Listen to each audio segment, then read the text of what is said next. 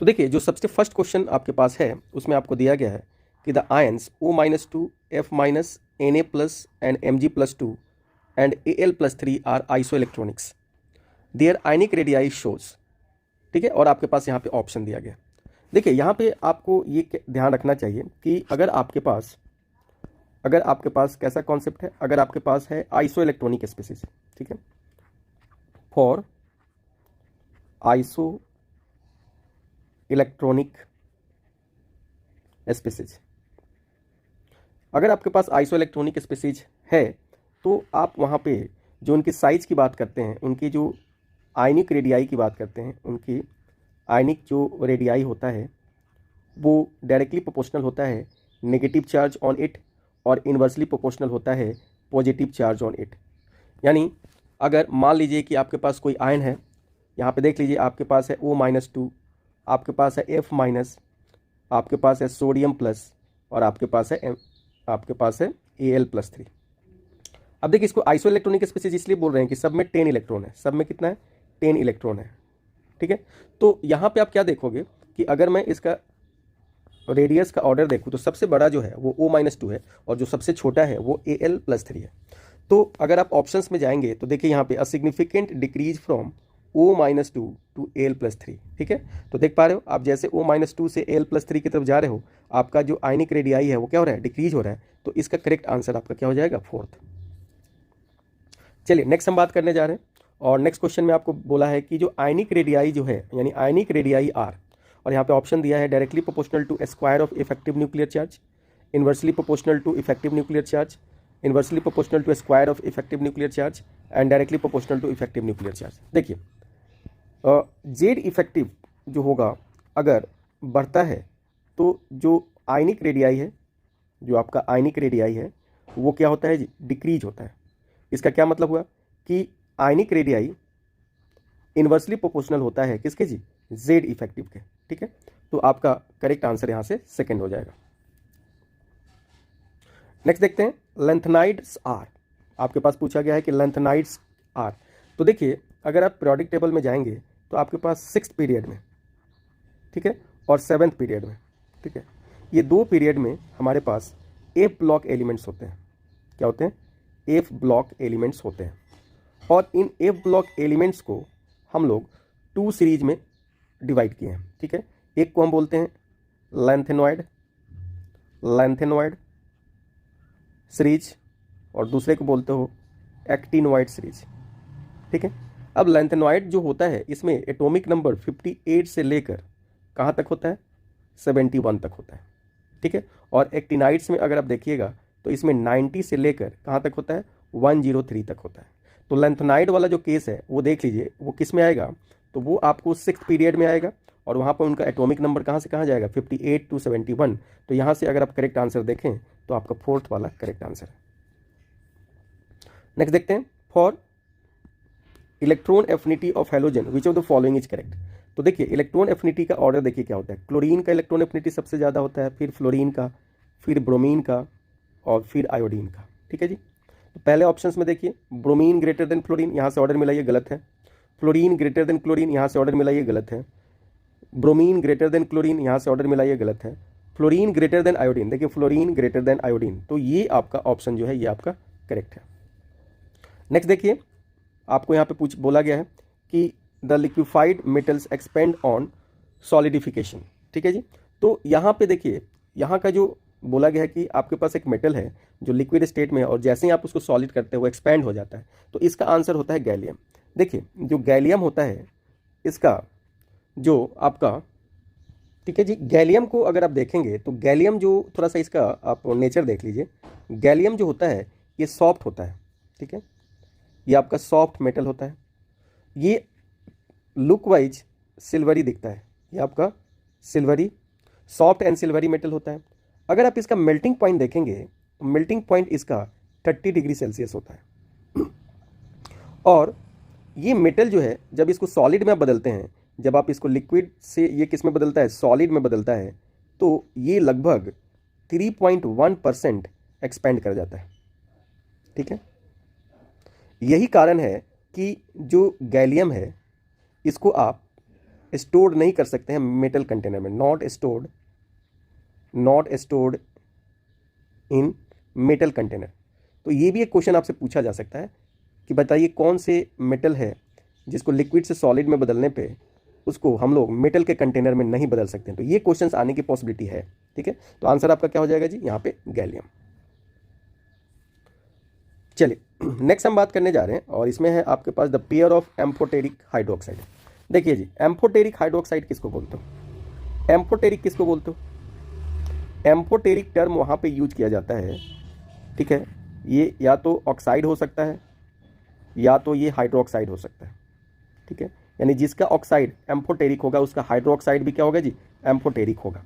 जो दोनों के साथ रिएक्ट करता है, तो दोनों के साथ क्या करता है, रिएक्ट करता है, reacts with acid and base both, ठीक है जी।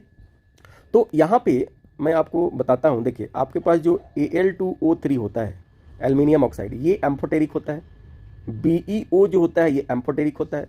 ZnO जो होता है ये एम्फोटेरिक होता है। तो देखिए आपके ऑप्शंस में Al का कंपाउंड है, B का कंपाउंड है, Zn का कंपाउंड है।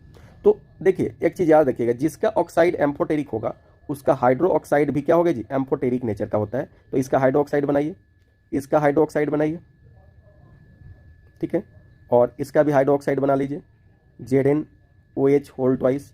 तो आपका आंसर क्या हो जाएगा, ये वाला, फोर्थ आंसर आपका करेक्ट। चलिए नेक्स्ट क्वेश्चन हम यहाँ पे देखते हैं, which one of the following arrangement represent the correct order of electron gain enthalpy with negative sign of the given atomic species. तो देखिए इलेक्ट्रॉन गेन इंथैल्पी, ठीक है, का जो नेगेटिव साइन में अगर आप देखिएगा तो सबसे ज़्यादा होता है क्लोरीन का, ठीक है जी, उसके बाद आएगा फ्लोरीन का, ठीक है, उसके बाद आएगा सल्फर का और उसके बाद आएगा ऑक्सीजन का। तो यहाँ पे ये वाला करेक्ट आंसर है आपका। नेक्स्ट देखते हैं, बोला है कि 4 successive member of first row transition elements are listed below with their atomic number, which one of them is expected to have highest third ionization enthalpy. तो देखिए अब यहाँ पे थोड़ा सा हम देखते हैं, जैसे फर्स्ट में आपके पास है वेनेडियम, और वेनेडियम का जब आप इलेक्ट्रॉनिक कन्फिगरेशन लिखोगे तो ये आएगा 3s2 और ये 3d3 आएगा, ठीक है। उसी तरीके से अगर आप Mn का लिखते हैं तो Mn का आएगा 3s2 एंड 3d5। उसी तरीके से अगर आप Cr का लिखते हैं तो Cr का आएगा 3s1 एंड 3d5। उसी तरीके से अगर आप आयरन का लिखते हैं Fe का तो इसका आएगा 3s2 एंड 3d6। अब यहाँ पे आपको निकालना है, ठीक है, क्या निकालना है, मान लीजिए मैं यहाँ से एक इलेक्ट्रॉन निकालता हूँ तो इसको बोलेंगे आयोनाइजेशन एनर्जी 1। तो ये इलेक्ट्रॉन कहाँ से निकलेगा, S से, तो ये बन जाएगा 3s1 और ये बन जाएगा 3d3। दूसरा हम इलेक्ट्रॉन निकालने जा रहे हैं IE2, तो यहाँ पे ये हो जाएगा 3s0 और ये हो जाएगा 3d3। और अब हम लोग तीसरा निकालने जा रहे हैं IE3, क्योंकि थर्ड आयोनाइजेशन एनर्जी की बात कर रहे हैं तो 3s0 होगा और 3d आपका 2 हो जाएगा। चलिए दूसरे केस में निकालने चल रहे हैं, अगर मैं इसका फर्स्ट निकालूं तो ये हो जाएगा 3s1 एंड 3d5। अगर आप इसका सेकेंड निकालते हो तो ये हो जाएगा 3s0 एंड 3d5। अब देखो यहाँ पे 3d5 जो कि हाफ फील्ड ऑर्बिटल है, अब ये एक स्टेबिलिटी को गेन प्रोवाइड कराता है। ऐसे केस में अगर आप यहाँ से इलेक्ट्रॉन निकालने चलोगे तो ये अपने स्टेबिलिटी को लूज करेगा और वैसे केस में आपको इसको ज़्यादा एनर्जी देना पड़ेगा, ठीक है। तो देखिए यहाँ पे ये वाला सबसे ज़्यादा होगा, बाकी आप निकाल के देख लीजिए। यहाँ पे अगर देखिएगा तो IE1 निकालिएगा तो 3s0 हो जाएगा और 3d5 होगा, लेकिन जैसे ही आप IE2 यानी सेकेंड इलेक्ट्रॉन निकालने चलिएगा तो अब ये स्टेबिलिटी ऑलरेडी स्टेबल है और इस स्टेबिलिटी को अगर आप तोड़ते हैं तो यहाँ पे IE2 ज़्यादा हो जाएगा, ठीक है। तो आपको थर्ड पूछा गया है तो थर्ड में आपका आंसर सेकेंड मैंगनीज हो जाएगा। नेक्स्ट देखते हैं, नेक्स्ट क्वेश्चन है अपने पास, which of the following is the most basic oxide. अब देखिए डाउन द ग्रुप जब आप आते हो, ठीक है, तो बेसिक कैरेक्टर बढ़ता है, बेसिक कैरेक्टर बढ़ता है। बेसिक कैरेक्टर इसलिए बढ़ता है क्योंकि नीचे आने पे मेटालिक कैरेक्टर बढ़ता है।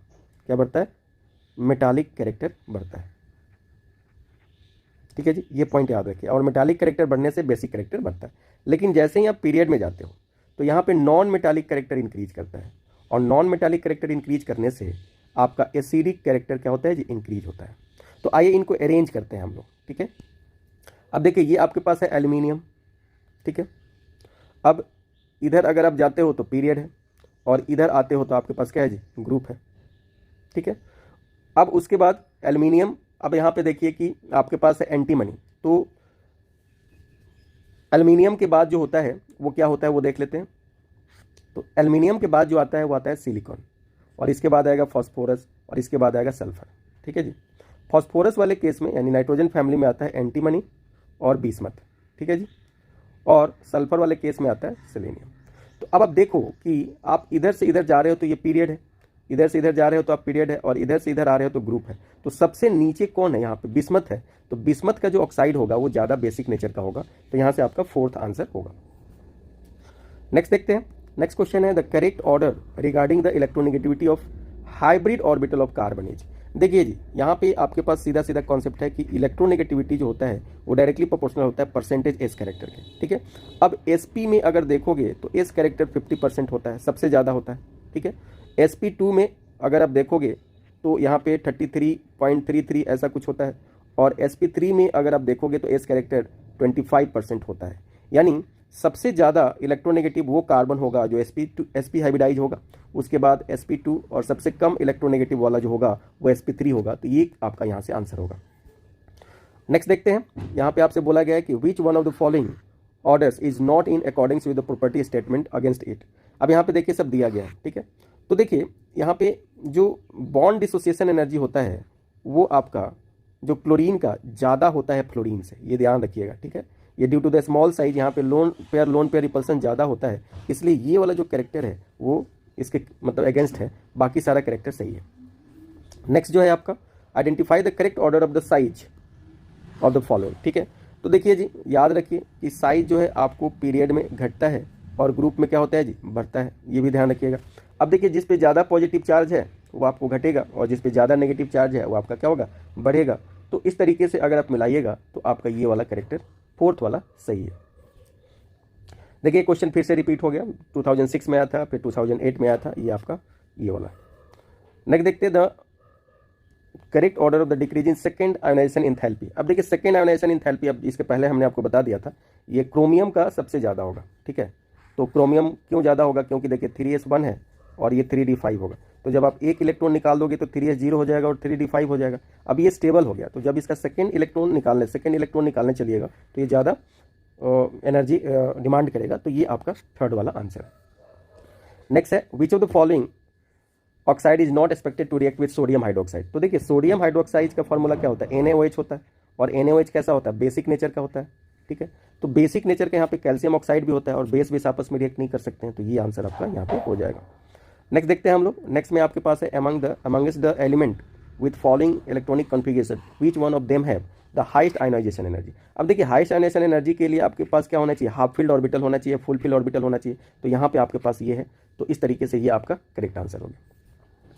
नेक्स्ट देखते हैं, यहाँ पे आपको बोला गया है कि among the element calcium, magnesium, phosphorus and chlorine the order of increasing atomic radii.